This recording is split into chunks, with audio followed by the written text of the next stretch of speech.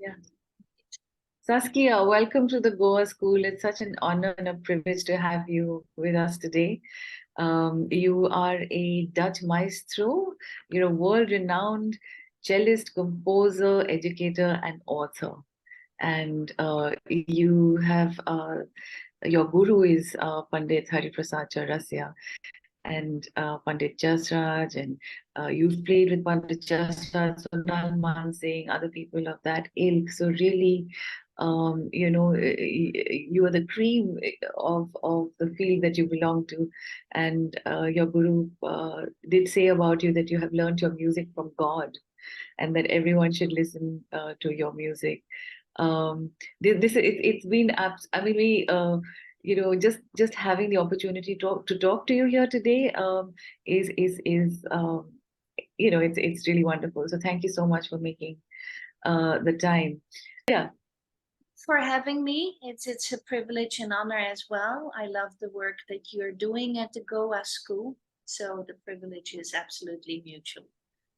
Thank you for saying that, Saskia. All right, so let's jump right into the questions, and as we go along, we'll try and incorporate all the wonderful things that you've been doing.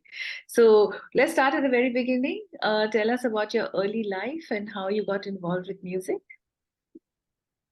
Well, I grew up in Holland, in the countryside of Holland, just outside of Amsterdam. My whole family is into music. So in my family, it's not a question, will you play music, but what instrument? That was the amount of choice we had in the matter. So I chose the cello when I was 8 years old, because my grandfather also played the cello and I loved him very much. We were very close. So I started playing the cello and from there developed quickly as a musician, played in the National Youth Orchestra. It was clear that I would be a cellist. Then, yeah, we're talking about the early childhood, so I won't skip to the Indian music. And we had music in the house always, playing together with family, friends, in school, camps, summer camps. Everything really evolved around music. But being in Holland, of course, sports is a given. So lots of cycling, swimming, and a very good childhood, honestly. Quintessentially Dutch landscape of my childhood. So excellent. Okay. Yeah. And then when you sort of chose music as your profession, how easy was that? Because just going back to how many of us think around the world, especially in India, that music is sort of like an extra. It's something you do as extracurricular for enjoyment, perhaps. But then to choose that as your I actually don't think that's true, even in India. You have like music families where it is inherited, and that doesn't mean that you have any less of an education, but it means you have music there as well. So that is the background I come from. That is anywhere in the world. To choose music, music chooses you. You can't wake up one day, I like music, let me make it into a profession. It just doesn't work like that, because there's too much of a craft involved to make it your profession, not to enjoy it. Enjoy everyone can.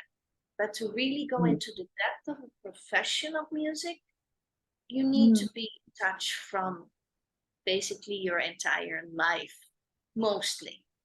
When you go into the, whether it's Indian classical or Western classical, mostly it is that you grew up with it. That is the requirement. So I think these are two different topics, right? We need to make music more accessible to a lot more people. But as a profession, even in India, it is really respected. But if you grew up in that environment, that pedigree, so to speak. That's right. Otherwise, it comes as a surprise. Luckily, those things have changed now quite a lot. So it is more open as a profession to a lot more people. Yeah. And but then this is a conflict, isn't it? Because if you come from a family that isn't into music, then you almost will never have that opportunity. I mean, is that what you're saying, or is there a way to get there? Say you learn it in There is school, or okay. Okay, all right. And can we just ask another question for a lot of us listening? I mean, can you actually make money doing this, or is this something that you have to have a different way of making money and a different way of actually look, practicing music? I'm at the level in my profession that's not an issue. When you start off in any profession, then yeah, you might have to struggle a bit.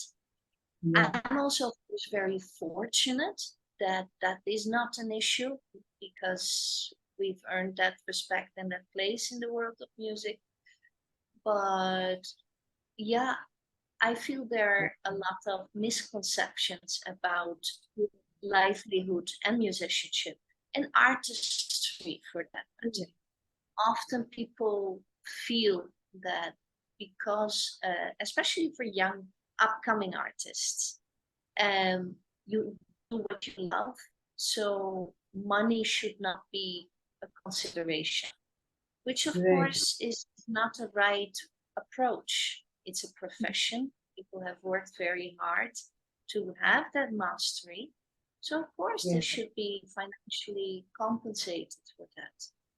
Yeah. So yeah, we should never ask a young musician to play for free. That is for Yeah. sure. That's absolutely right. Yeah. And the reason I'm asking, I mean, of course, you all are very sort of senior and established, etc. But it's really, I'm wondering if it is something that becomes an obstacle in a musician's path. Saying, even like for an artist, I mean, like what they say about a lot of the famous artists is that their paintings were only sold after their passing, and they lived in poverty during having done it. So you will find a lot of families telling their children that, okay, this is fantastic, but please, find another way to support yourself. And again, I mean, I'm only putting this as sort of like a challenge, and to ask you how it is that people in the community actually overcome that challenge. It's a good and a valid question, and I think also very practical for students of music to know about this. And indeed, not often enough discussed the very practical parts of a profession. First of all, I mean, I perform maybe 3 hours a week.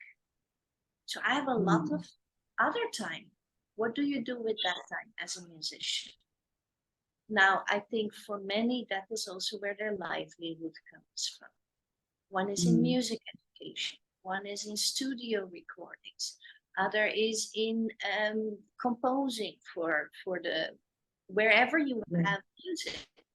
So we define the profession of music very narrowly. And especially in education, it's a part of the performing arts. Yeah. But it's so much more than that. If we understand that wide reach of what music has in society, then you also answer the question of livelihood. Right. That is very, very easy, actually. We need to teach young musicians that sense of entrepreneurship, the way of doing that, and make them understand the income you get from your performances is a part of it. There's much more to it. Right. Perfect. Okay. So with that vote of confidence, please tell us, what is your love story with India? How did you arrive here? The love story started with the music, actually, and then it became the musician as well. Yeah, so I was studying in the Netherlands, and I listened during one class to Indian classical music. It was the Dagar brothers, Drupad. And I was so fascinated by it, by that you can immediately experience the depth of music. I mean, it's as if it grows from the center of the earth and has that kind of depth to it that you feel a connectedness. I felt that kind of connectedness with the world, with where music comes from, and it changes the way you look at music a little. So I wanted to learn. I started out, let me learn a little about this. Well, that went wrong. I completely dove in. So I actually, at that point of time, I got this beautiful opportunity from my university to come to India for a year and study music with a wonderful person, Dr. Sumati Mutadkar. She was one of the very few Drupad female singers and just such a kind, loving, amazing person. So I was very fortunate to start out my journey with her in a way. So yeah, she was 76 at that time, and I'm talking back in 94. And she said, oh, I love this instrument, because I came with the cello. Since I just wanted to know a little bit about the music, I didn't feel the need to learn any other instrument. So, but she said, oh, I just love this instrument. If I would be younger, I would love to learn this and play our music in it. So yeah, from there, I never made the choice to do anything else. And that's how I introduced the cello in a way to that music for myself. So yeah, that was my first time, and that connection, I think, sealed the deal with that relationship with the music. Then I came back to Holland, changed school also. I went to Rotterdam, where they have a complete Indian music department, and at that time it was headed by none other than Pandit Hariprasad Chaurasia. Then I got the opportunity to learn from him I consider him my guru, because from that time he taught me and I listened to him. And yeah, he also gave me a way in to understand my journey, my own journey at that time. He told me, you are introducing a new instrument to this music. You cannot just learn from me. You have to create a style that represents your instrument. So to find out all these different opportunities. So that was my journey from that time, to find the style for the cello, to play in Hindustani classical music. Yeah. But you had to make this bridge. You had to bridge like the Indian and the Western, and the Western was a tradition you grew up in, and then Indian music is different, isn't it? It doesn't have different scales or a different type of I had scale. to start over in certain sense. I had to literally learn as a child at that age. I was 18, so at a level, and so yeah, in a way I started over, you can say. Yeah. So you unlearn, did you have to unlearn a lot of what you learned in the Western music tradition? I wouldn't say unlearn, but you have to be really, really open to learn. And when you have reached a certain level of mastery in music, that can be a hindrance. So that part I had to stall somewhere else. So more than unlearn, just take in the new, be open as a child, I would say. Difference of music, I don't find that a very relevant question. It's like asking about different languages. What's the difference between Hindi and French? But the essence in music is that both languages have poetry, the expression of music. Yes, you need to learn the grammar. And in music, that is a long journey. It's a craft. Also, next to being an art, it is a craft. And in that craft, you need to master it. So that is different. You need to learn that. But then comes a point where you need to create that poetry and respond to that. And that's the essence of music. Whether you talk to a musician in Mali or a musician in South America or in India or the West, I feel rather than asking what are the differences, is what connects us. And there are a few of those things. Very simple. Every artist after what we are looking for to get into that space. And some people call it connection with the divine, other calls it being in the zone. A third has another definition for it. I'm quite comfortable with calling it a connection with the divine, because to me that is the closest connection we can have as an artist, as a musician, maybe even a human being. And so many traditions in the world. Yeah, this gets a little philosophical, but to me that is the essence. Have defined music as the essence of who we are.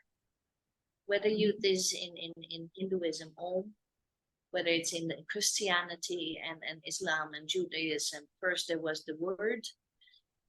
So sound is essential. And music is this great, amazing gift that nature has given us. So it connects, right? To me, that is the essence. Then you can go into grammatical differences. What I found often when, especially in classical music traditions, when people ask the question, they actually want to hear how their music is better, right? Often. I don't think you would do that at all, because I've known you. So, but I think often our little egos come out there and want to actually feel my music is the best, right? So you have those kind of cliches. Western music is written down and there is no improvisation, there's no freedom. Yes, there are some issues with that, but the same issues can be there in Indian music as well. If you don't, there are plenty of musicians who don't learn improvising as a craft, who play exactly as they have been taught. So what is it finally about? Your own expression as an artist. Whether you sing a beautiful song, whether you play Rag Darbari, or whether I play the Bach cello suites. I don't think it should make a difference. And I think in experiencing as a musician, there is not that much of a difference, if any at all. Yeah, no, very well put. I mean, I do think that the essence is exactly what music is about, which is what allows any human being to appreciate music also from anywhere in the world. You've never heard it, but there is that I don't know, maybe just the sound of it, the music, the instrumentation, all of that can appeal to you, never having heard it before, right? But on the other hand, you did have to make some adjustments. After all, the cello, like you couldn't play it as a Western, you couldn't have to sit in a chair and play it with, like that. So how did you do that? Well, actually, even that is possible. There are some cellists who play Indian music and they sit on a chair. I see. I wasn't comfortable for that for a very simple reason. My very first class in Indian music, I was sitting on a chair and my guru was sitting on the floor. That's not the right equation to learn if you want to learn and be open to that experience. You have to be more humble than that. So I made sure that the very next time I could sit on the floor with my instrument and start learning, so to speak. So it's also possible. There's also a cellist who does sit on the floor with the full-size instrument. So it's all possible. But for me, there were some, sounds I really wanted to get from the instrument. So I started experimenting with my violin builder in the Netherlands, Eduard van Tongeren, who also is really experienced in making instruments for Baroque music and different styles of Western classical instruments. So he made a beautiful viola da gamba, he made baritone, which was an instrument at the time of Haydn. So he made all these different instruments and was very excited to experiment. So first we started with just a regular cello. We put some resonating strings on it, and I tried that out, and it sounded really, really nice. So from there, we experimented until finally, I think we had the instrument I wanted. And then he built an instrument from scratch, which is a new instrument. So it's a slightly different dimensions. So indeed, a little shorter, a little compact. If you have the cello like this, he kind of compacted it. So it's easier to sit on the floor, but to compensate for the bass, it's a little wider. So it has this beautiful sound. That one I played, he built that from scratch, and that's the Indian cello. Then it has 5 playing strings and 10 resonating strings. Really gorgeous instrument. Yeah. Yeah. So I believe it's been described as something that has the emotional range of an entire orchestra, which is quite something. I mean, which means, you know, it because a cello in a traditional Western orchestra would have a certain range that it would play, and a certain, you know, parts that would go with just that within the orchestra. But this is something that takes you up and down the whole range. I'm assuming. Yeah, I don't know if I'm using the right word, range or. The cello is an incredibly versatile instrument. I mean, if you see what is being done nowadays by cellists, it's just mind-blowing, honestly, all over the world. So, yeah, I think it is the cello that has too long not been explored to its full possibilities because of the role perhaps in the orchestra. For Indian music, actually, interestingly, Rabindranath Tagore wrote a letter, I think it was 1936, it could be 39 as well, and to his grandson in London. And he wrote, I'm not too enthusiastic about you learning the violin. Why don't you learn the cello? I find that much more suitable for our music. Isn't that amazing? Yeah. So yeah, that understanding. So awesome. The emotional impact and range of the cello as an instrument lends itself so beautifully for Indian classical music. And really and that's maybe what I meant. I also added that high string. So it has that kind of punch and height, maybe like a sarangi. But it also has that bass and intensity of the cello. So it has that tonal full range, and you can play it more as a vocal style or instrumental, because the bow is also incredibly versatile. So yeah, that's what I use. That's super, super cool. I mean, it's just, you know, you've been a pioneer in so many ways, including the instrument you play. So let's go back to that love story. I don't think you gave us the whole thing. There's more to that love story, isn't there? What about the musician? Shubhendra and we met actually first in '94. He was already a rising star, performing with his boo-boo all over the world.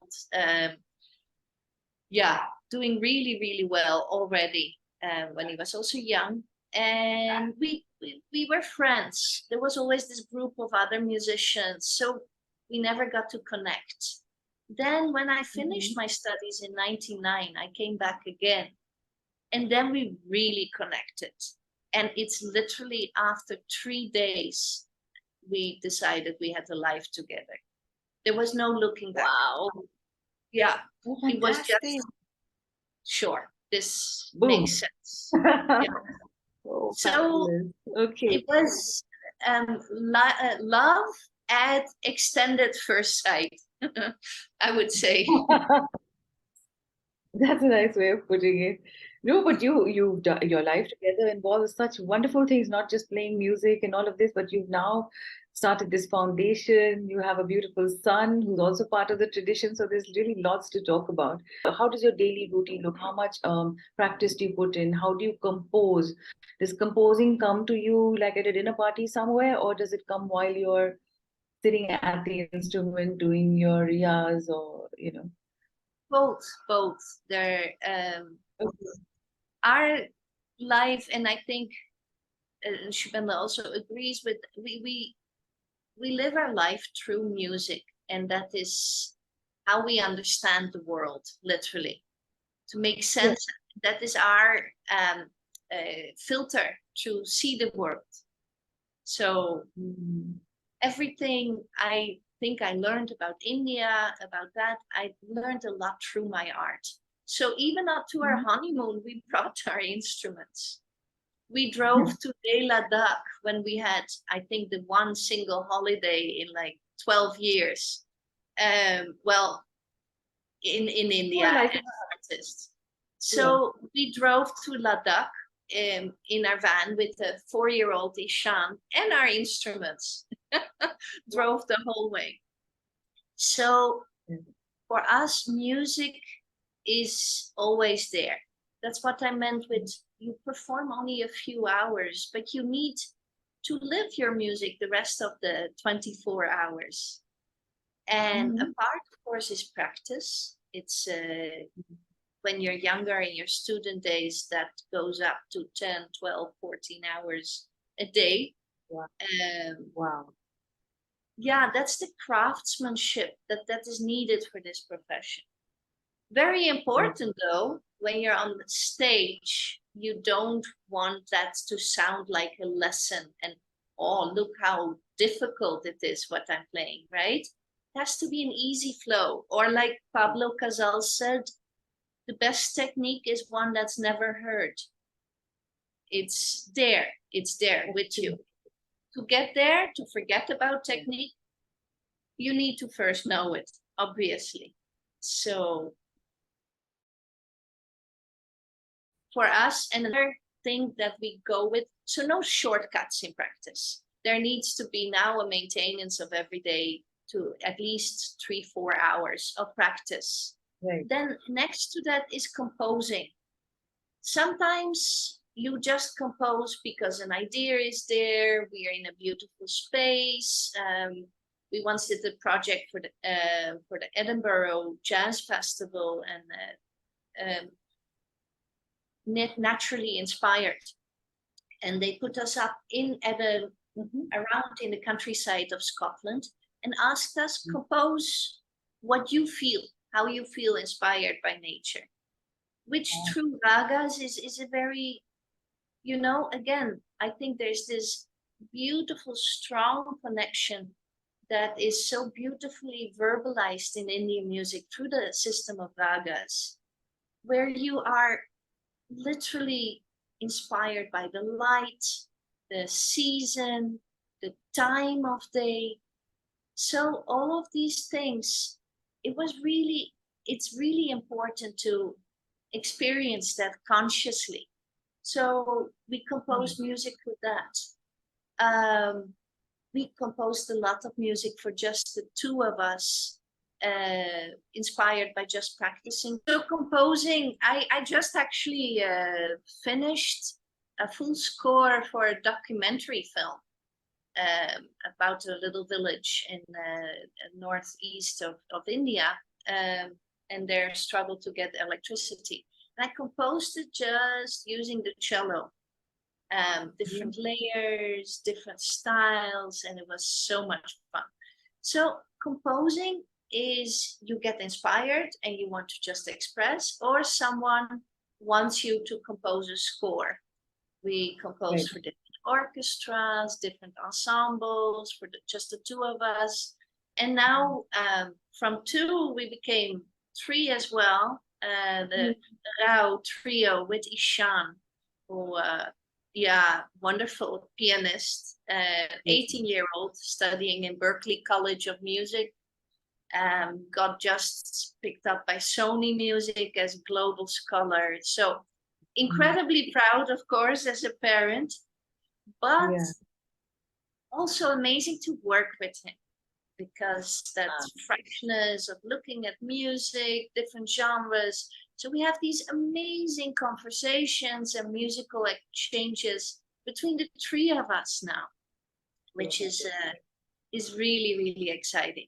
And with them, you earlier asked actually about the differences in music.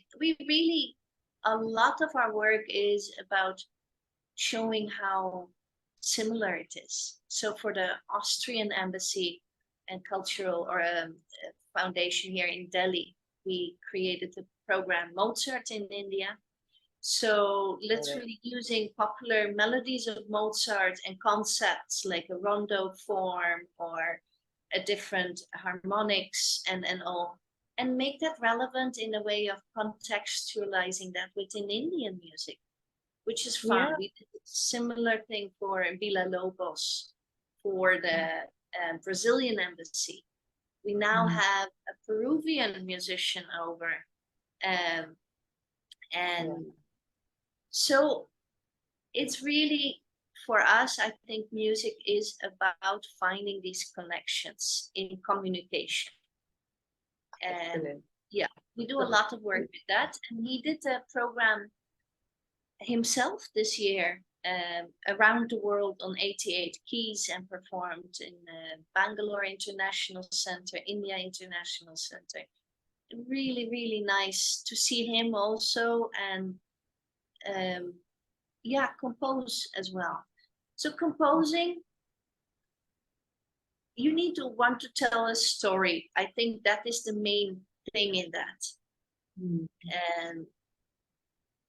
And sometimes you need to look a little longer for that, and sometimes it just presents itself like that, and anything in between, like with any creativity. But let's move on to this music foundation that you've started with your husband. Now, what drove you to do that, and how exactly do you intend to have that sort of grow, the idea behind it?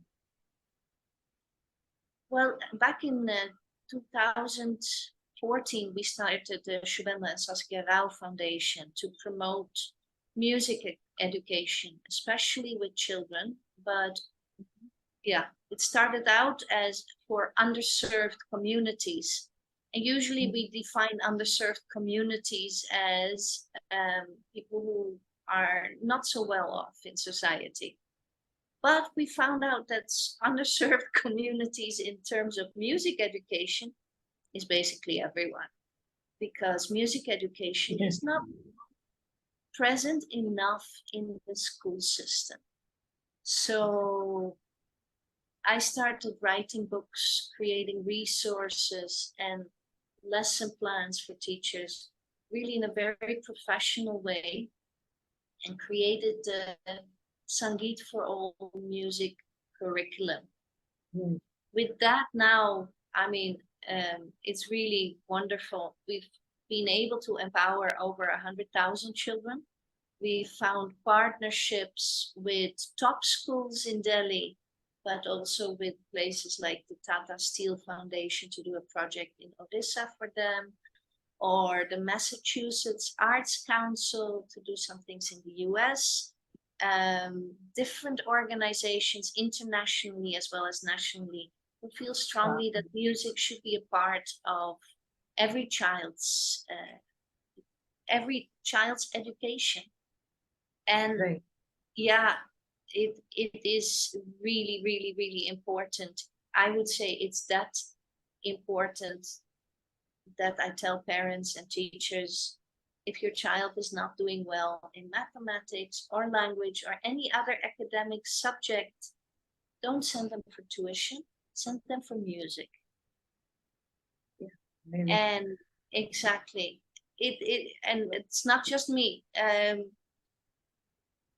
Couple of thousand years ago, Plato already, the Greek philosopher, said, teach children mathematics, philosophy, and music, but most of all music, because the patterns in music are the key to all learning.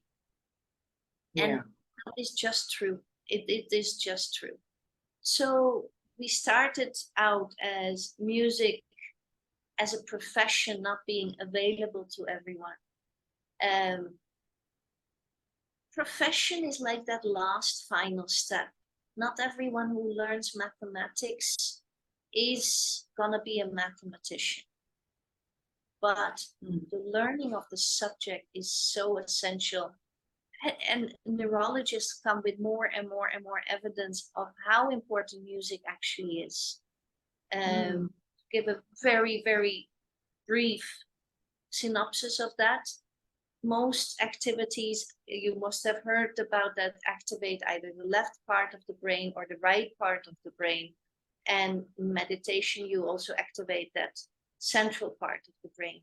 Music activates everything at the same time. It is that essential. So it is this huge, huge, huge opportunity missed in education if we don't have music there.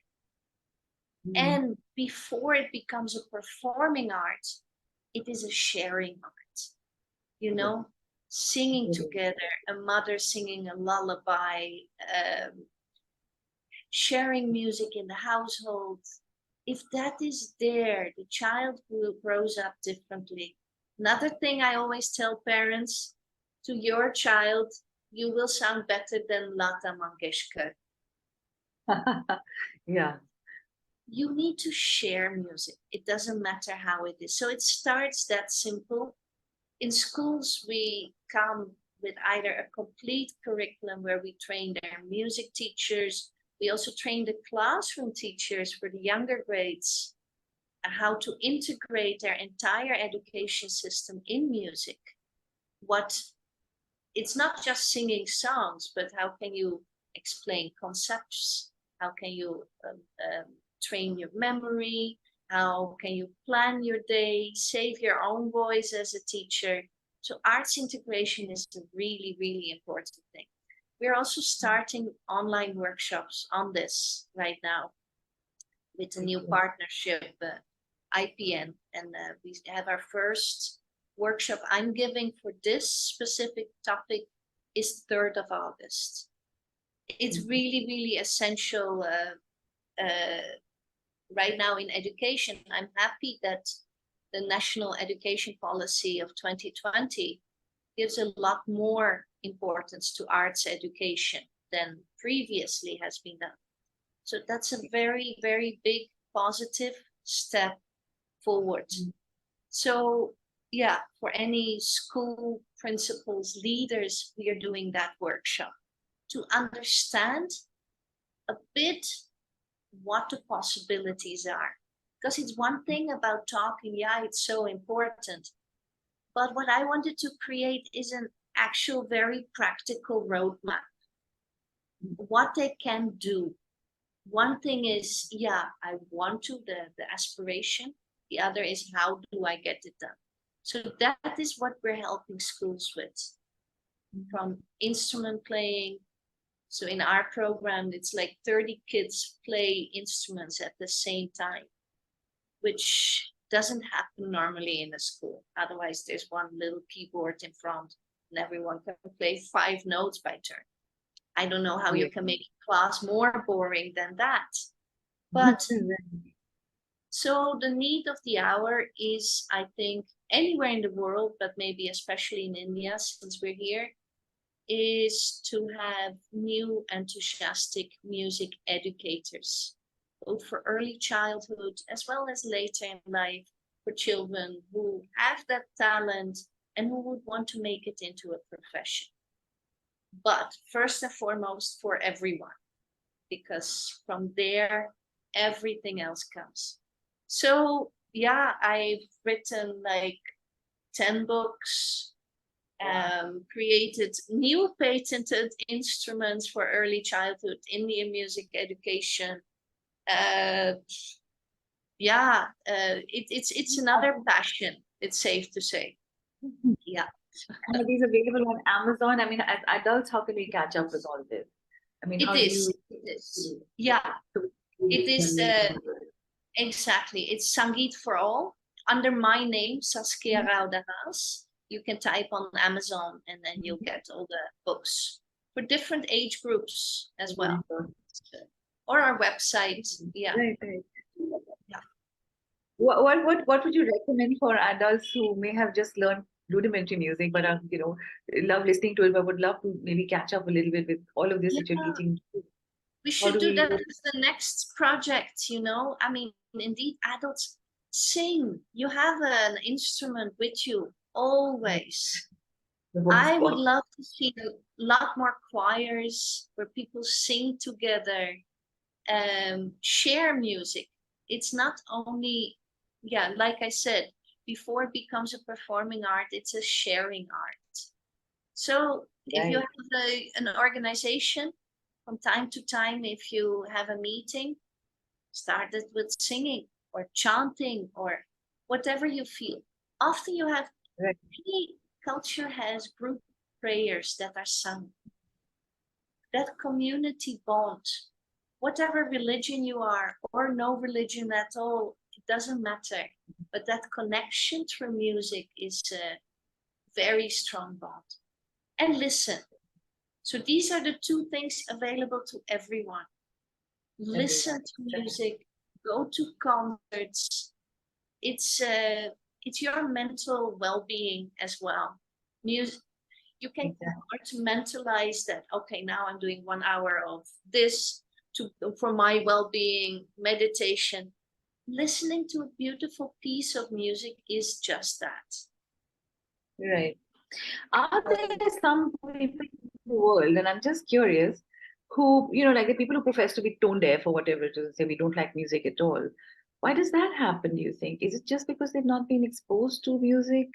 Or are they genuinely people who just don't resonate with music? Actually, there are two diseases where you actually don't enjoy music. One is when the ears can perceive pitch, but each ear perceives it differently, so it's very disturbing. That's about 0.0.0.0.0.0.01% of the population. So very rare, yeah. The rest of, and then you have another thing which is popularly known as tone deaf, that you can't really hear the difference between pitches. That's about 0.5% of the population. If you compare that to dyslexia, which is affecting about 3.5% of the population, will you tell someone with dyslexia not to read? No, of course not. There are interventions possible. So music education is relevant for literally everyone. And everyone resonates with music as well. You have to see it like this. You're a born musician. Everyone is. Yeah. Everyone talks in a melodious voice, right? Yeah. Otherwise you would sound like this. Yeah. So you are singing. Yeah. That is where singing comes from. Putting an emotion in your voice.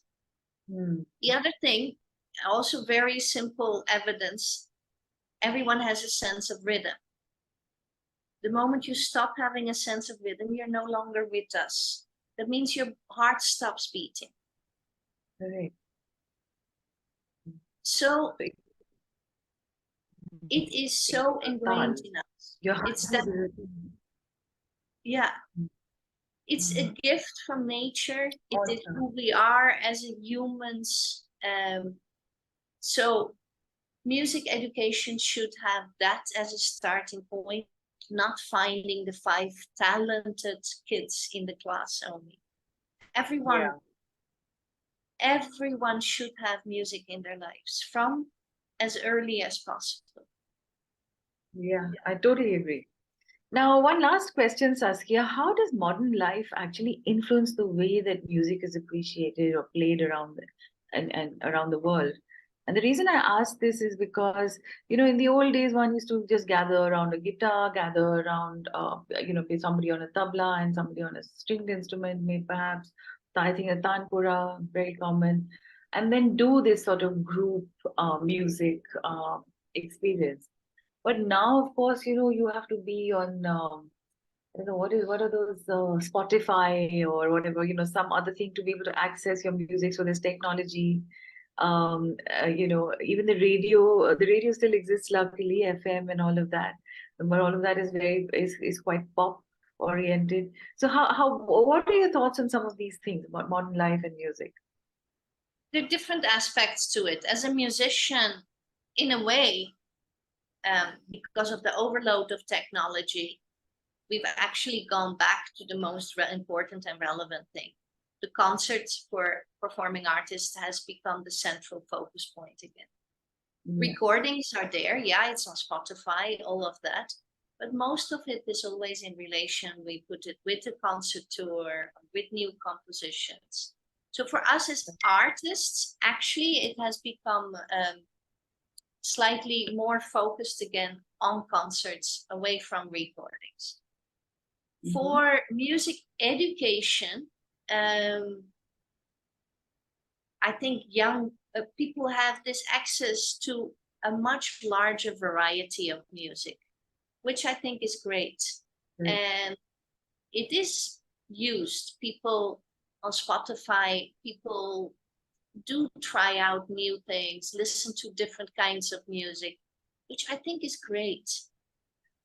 The downside, of course, of technology and not understanding what music education should be about is that the type of music that is played in schools has usually not much educational relevance.